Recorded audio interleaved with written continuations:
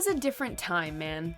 Welcome to Ms. Mojo, and today we're counting down our picks for the top 10 80s movie tropes that would not work today. It's a new product this suntan lotion company's developing. They're tanning pills. They chemically tan your skin. Before we begin, we publish new content every day, so be sure to subscribe to our channel and ring the bell to get notified about our latest videos.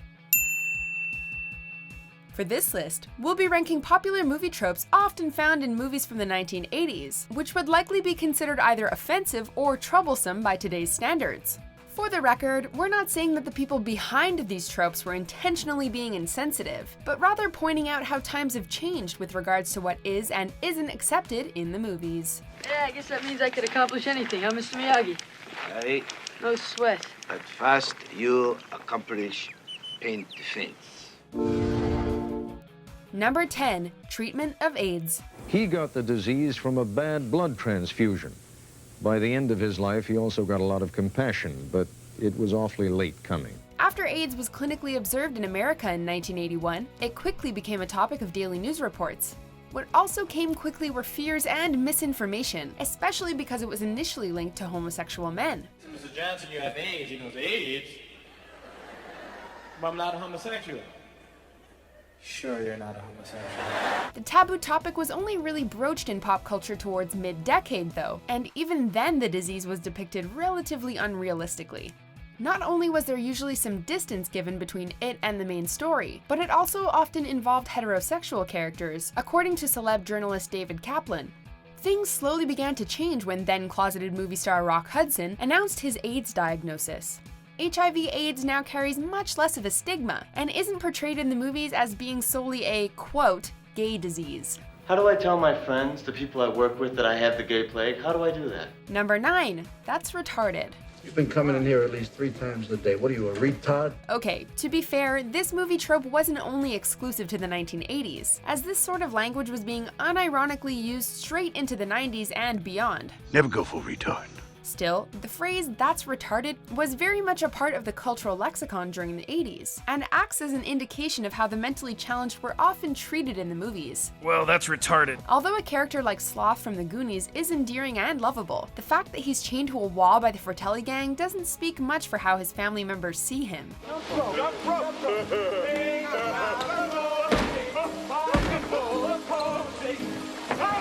Thankfully, cinema in general seems to have gotten away from this sort of language in the early 21st century. Retard. I'm trying to concentrate on the road. Number 8. Women in the workplace. That's your desk. In there. I don't think so. The 1980s saw more women in the workplace than ever before, with many baby boomers deciding to balance both family and a career, rather than having to choose between the two. There was still some work to do with regards to gender politics, however. The idea that women, quote, have it easy as homemakers was lampooned in the Michael Keaton comedy Mr. Mom. But the truth is, some movies during this time still represented men as the primary breadwinners, with women coming in second place when it came to a living wage and responsibility on the job. Just a minute, Alex. Daddy's talking. Number 7. Widespread smoking. Smoking is a vice, and today it's largely relegated to villains or psychologically complex characters who are able to overcome the sometimes stigmatizing appearance of lighting up. This is very different from films made in the 80s, where it wouldn't be uncommon for a variety of characters to be seen casually smoking. The MPAA today is much more strict when it comes to how smoking is depicted on screen, and more likely to condemn heroes who smoke, to avoid influencing young people in the audience. Although the question as to whether this is right or wrong is up for debate, there's no denying that we see far less casual smoking now than ever before. Tastes like happy. Cool! Number 6. Ignored bullying.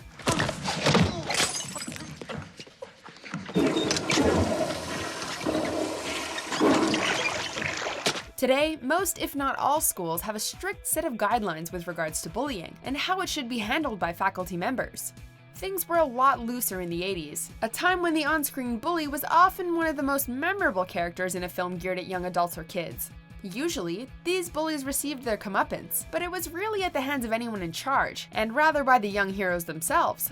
Sure, sometimes 80s bullies were just too smart or careful to get caught, but other times their behavior was enabled by the lack of authority and safety found within these fictional schools.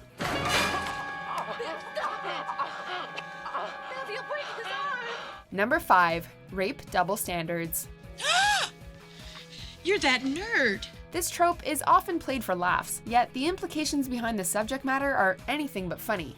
The idea behind this trope is that men always want sex, and can never be seen as an unwilling participant in the act. I say you let me have him first. This, of course, isn't true, but that didn't stop many films in the 80s, and even sometimes today, from using this as an opportunity for humor. There are lots of problematic rape tropes in 80s movies, like Revenge of the Nerds, where the idea of one character pretending to be a girl's boyfriend in order to have sex with her is made to be humorous, despite the situation being a clear example of sex without consent. Are all nerds as good as you? Yes. Number 4. Vilifying entire nations. Bienvenido a los Estados Unidos. In the 80s, many films that reflected a pro-American stance often did so at the expense of entire nations, vilifying them in the narrative and using negative stereotypes. We often saw this trope in action films like Invasion USA, or more subtly in John Milius's Red Dawn, where America is invaded by the Soviet Union. This trope could also be seen in less obvious places, like the Libyan terrorists who killed Doc Brown in Back to the Future. Thankfully, there's a bit more tact in today's cinematic culture, but the shadow of this trope still looms large today. Number 3. Asian stereotypes. I'm sorry. Mogwai, not for sale. Asian characters have been depicted with a wide variety of stereotypes attached to them over the years. Oftentimes, characters of Asian descent are saddled with the same old cultural cliches that have dogged them for years, such as possessing a mystical nature or an affinity for math or martial arts.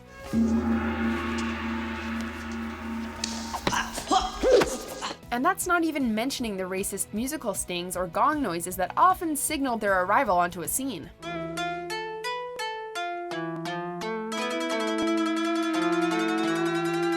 Very clever dinner. 80s movies often had their fair share of wacky Asians, scary Asians, or wise Asians, but it was rare to see an Asian character playing a lead role. Wax on, wax off. Number 2. Blackface. Newton Crosby, you must make instantaneous appearance. You might think that the idea of black or brownface is only part of a theater and vaudeville history long past, but surprisingly, it still existed in the 80s. There were still plenty of examples of white actors painting their faces to take on the appearance of being a different race. Mr. Watson. Right on. Although C. Thomas Howell's appearance in Soul Man is the most obvious culprit here, there are other examples of this trope, such as Fisher Stevens' portrayal of an Indian scientist in Short Circuit, or Dan Aykroyd in blackface in Dreadlocks and Trading Places. I remember the pavilion. We had big fun there.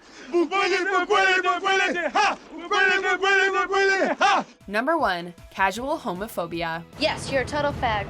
The idea of tossing around homophobic slurs, gay jokes, or stereotyping in a mainstream movie today would be unthinkable, unless those insults were being hurled by one of the film's villains. This wasn't exactly the case during the 80s, however, with many of the decade's most popular film franchises featuring plenty of homophobic jokes and storylines. Thor's my hero. Thor's a homo. Is not. Sometimes, the behavior could be limited to a throwaway line like in Teen Wolf. I'm not a fag. I'm a werewolf. Or the played-for-laughs awkwardness of the Blue Oyster scene in Police Academy.